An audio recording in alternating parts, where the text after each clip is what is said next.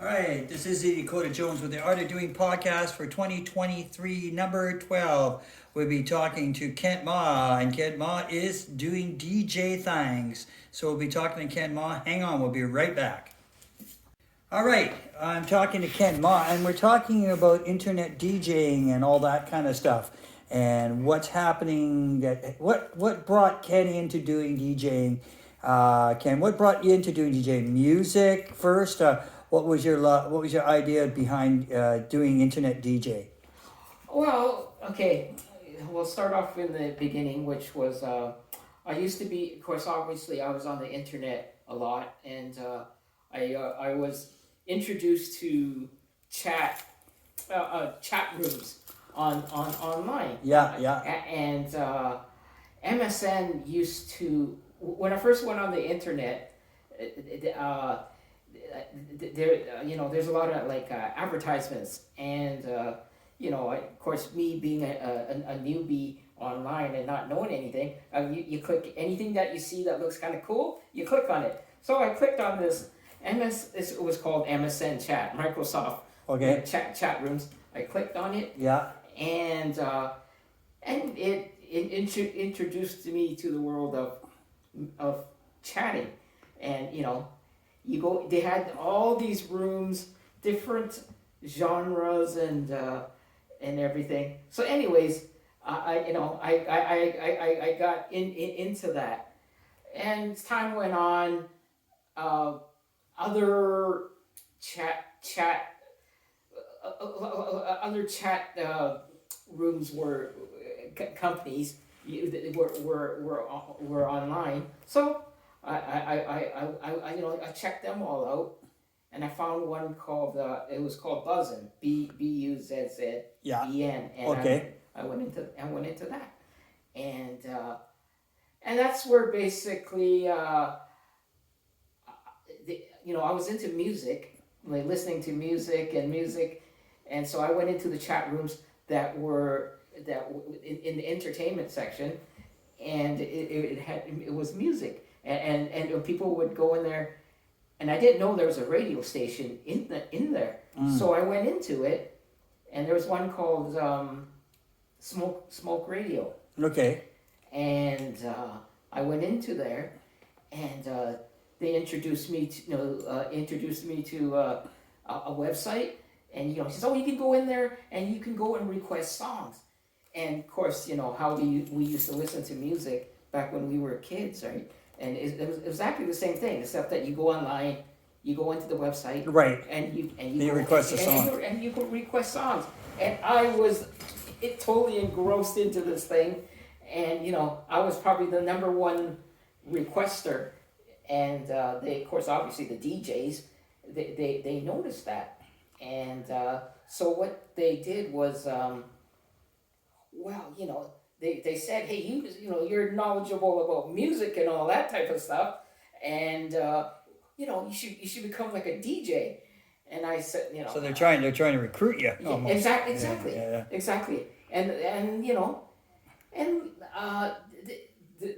the owners of this station, Yeah. messaged me and said, hey, do you seriously want to DJ and stuff like that, right? Right. And I thought they were joking, and Right. I thought, what, me? Like, I don't know anything Yeah, about it, right? Yeah. But they were persistent for about good 9-10 months. They wouldn't let it up, and they really wanted me to do this, right? And Right. and I go, and I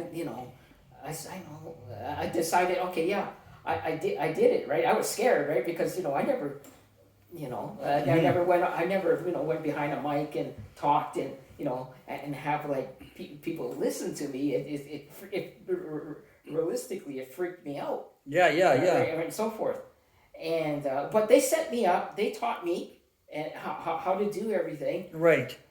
And you know how actors and I guess musicians how some have stage fright. Well, my first day was stage fright. I literally couldn't. I was stuttering, And You were nervous. I was nervous as hell, and I actually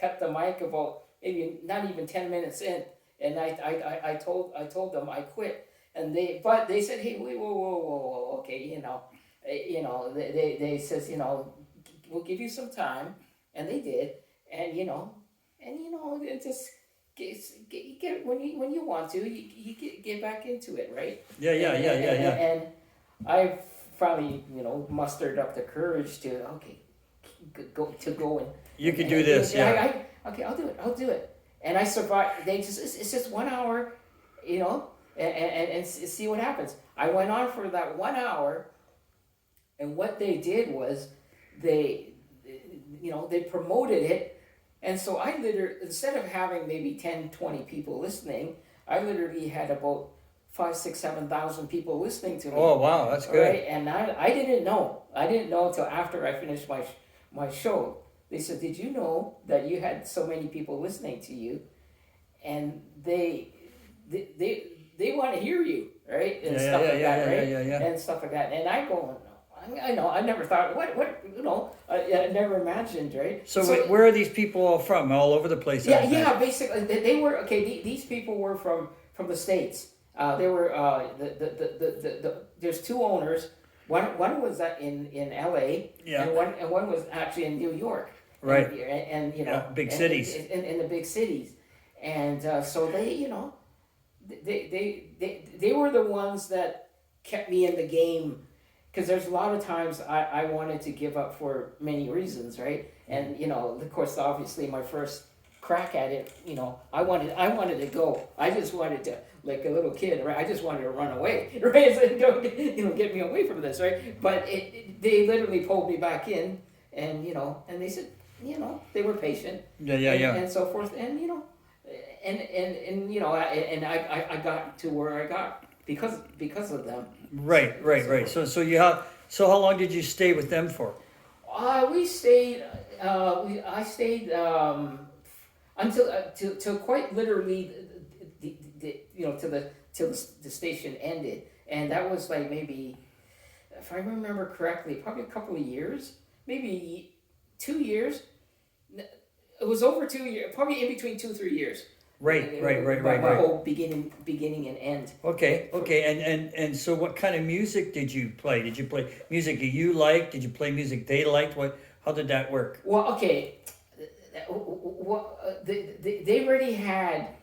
I'm into rock. I'm into heavy metal, and they already had about three DJs that were, classic. They had a classic rock guy. They had a heavy metal female DJ, and of course the owner, one of the owners, she the one from New York. She her main thing was rock from the 80s to 90s, and so I'm going like, those are all my favorites, and they already have those DJs doing it. What am I going to do, right? So they helped me out with giving me a whole thing load of music, and they wanted like pop songs and sort of like R&B, and I'm going, well, pop and it was an R&B. I didn't know really anything about that, but they helped me out with giving me, like I said, a whole bunch of songs. And I became one of the favorites playing those genres. Yeah, the R&B and the pop. Yeah. In the beginning. Yeah. Yeah, in the beginning. But then one of the DJs, he got busy with real life and stuff like that. Where he had family, and it took a lot of his time. Right. And he messaged me and says, "Hey, look, buddy. Hey." I says, "I know you like rock." And he says, this doing this station is too much. I got to look after my kids and all this and work. And I go, okay, So you took the rock on. I took the rock genre, and and then I was just jumping for joy. I was like, yeah, this is I get to play something I enjoy. Right. And then And- did people make requests and stuff too? Oh yeah. My 1 hour show went to 3 hours, right? Because Wow. right, and so forth. It just kept going. It got to a point where there was with this station in the beginning it was good, but in near the end a lot of drama and just basically a lot of the DJs that they start leaving because There's a lot of personal stuff going on. a lot of personal things and so I would be running from saying 10, 11 in the morning and go on to straight till nighttime to about 10, 11. Wow. And so forth, right? And it's like okay, and That must have been a lot of work. That must it was a lot of work. Basically, had about 18 DJs and it went down to 3. And so Wow. And so we literally ran it. We were like burnt. We were like in about 2 weeks time. We were just totally burnt. I didn't, I didn't want to hear music. I just, my head. Yeah. You were kind of done. You were kind of done. I was done for. I was going, how are we gonna, But anyways, but during that time, I learned,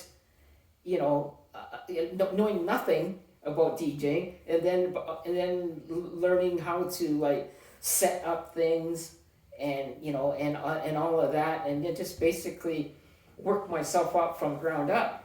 Right. So you were doing like what kind of requests were you getting? Like for instance, like just a lot.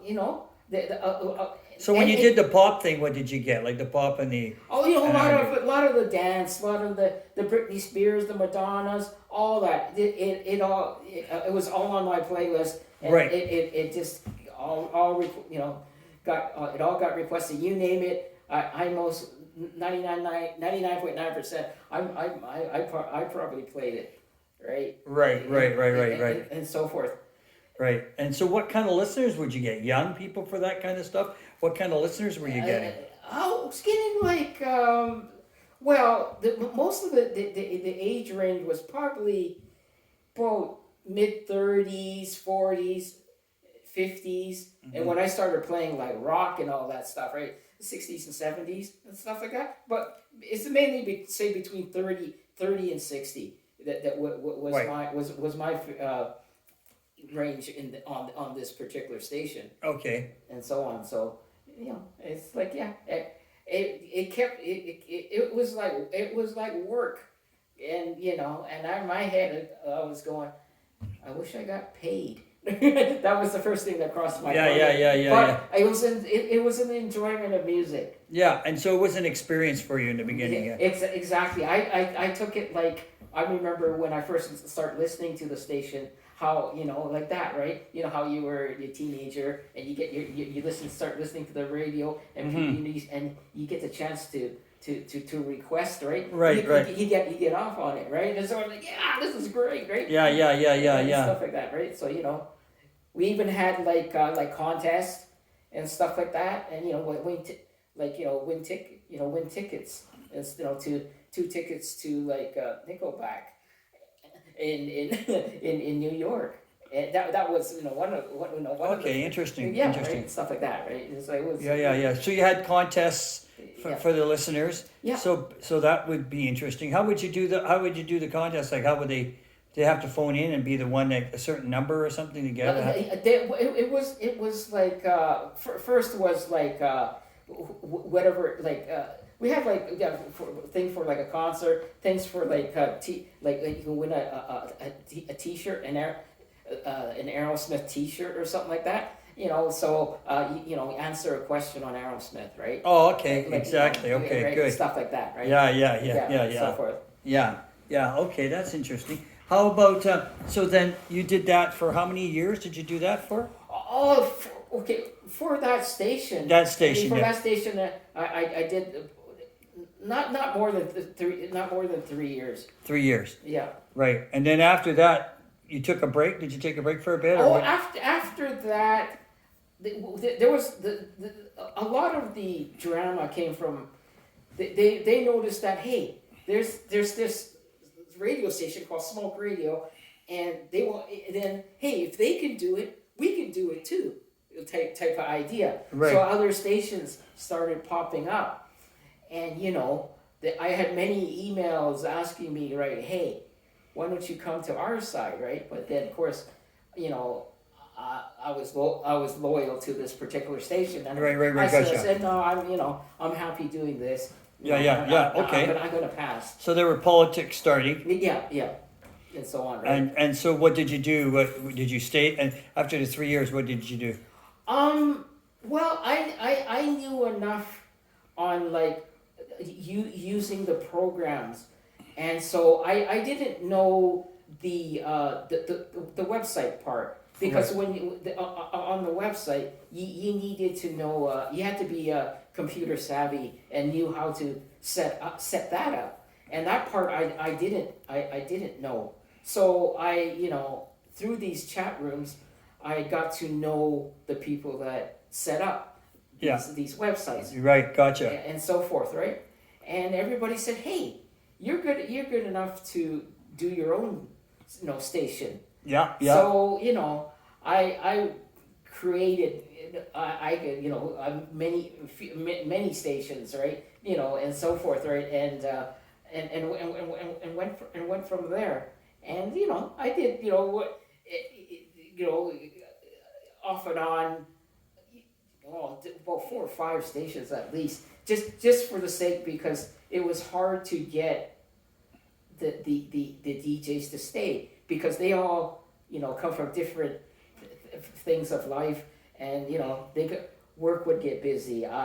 They get busy with real life. A lot of them were like had kids, right, and they had teenagers, right, and so they had they had to get busy doing that. So they'd help me out in the beginning, and then and pretty soon I had like good 20 DJs, and then going down to nothing, and Wow. it just was like that, right? Yeah. So you had like how many shows, how many stations going? Well, I had. Did you do like one and then another one, or did you do 2 in a row, or? No, I did one station at a time, Right. and stuff like that. It was I got used to working in a team with a Group of people. with a group of people, and then all of a sudden, right, it just one day I didn't have that team no more, and it just, for me, there wasn't anything to keep me in the game type thing. Right, So right. right. But then as time went on, people would message me, email me, text me, and say, "Come on, get back into it, right? We miss your music and all that." So I get back into it, and Yeah. there was a few years of that, at least a couple of years of that. And Right, where you kept getting pulled back in. Getting pulled back in. Right. So your last station that you did, what was the name of that, and how long did that last? The last station I did was called Toxic Radio. Oh, okay, cool. Yeah, and it was all like, the main core of the thing is really aggressive, brutal music, right? Like the heaviest stuff I never heard. Not to be conceited or anything. I thought I knew a lot about heavy music, but these were fans that listened to specific heavy metal music, and these were like a lot of the bands and the musicians I never even heard of, and Right. And it was Basically, it was like really heavy. Really yeah. heavy. So it was an eye opener for you. It was an eye opener for me. It was like, whoa, like and stuff like that, right? These are like undergrounds, heavy metal, hardcore, right? Right. And stuff like that. But it's still the station still goes on. Oh, does it? Does it still go on right now? Oh, yeah, it still goes on, and they still every so often, come at me, right? But I quit long, Quit a while ago. quite a while ago, right? So, Yeah. So you quit. Would you ever go back to it again, you think, or? Um, Because you love music, right? Yeah. Music. I've always loved it, and I've always loved the rock the heavy stuff. And if they made like a thing for the for the phone, I haven't noticed any programs apps on Phones yet. on phones yet. That's coming probably. Yeah. If they ever do that, I would give it a go. Yeah, on the phones because On it'd the phone. be a different Yeah, thing. different way of doing it, right? Yeah, well, I literally live off my phone, so that's why. So yeah. Yeah. That's interesting. So that's that. So you did like how many years in total? Do you think? Well, I started 2006. I probably did it for 10 years. 10 years. And do you listen to any other any of those stations that you were on? Do you ever? No, not right now? No, not right now. No. No. Okay, that's interesting. So it's been that was like a 10-year career. Yeah, basically. basically. Yes. Yeah, cool. Well, I'll let that go at that. And it's been great talking to Kent Ma and his internet radio experiences. And maybe down the line you will hear Ken again at some point if they decide to put the technology onto the phone. As he says, I would find that interesting too. So until then, this is Izzy Dakota Jones with the Art of Doing podcast for 2023. And this is number 12. And we'll see you in 2024. Peace out. Bye, Ken. Yep. See you later.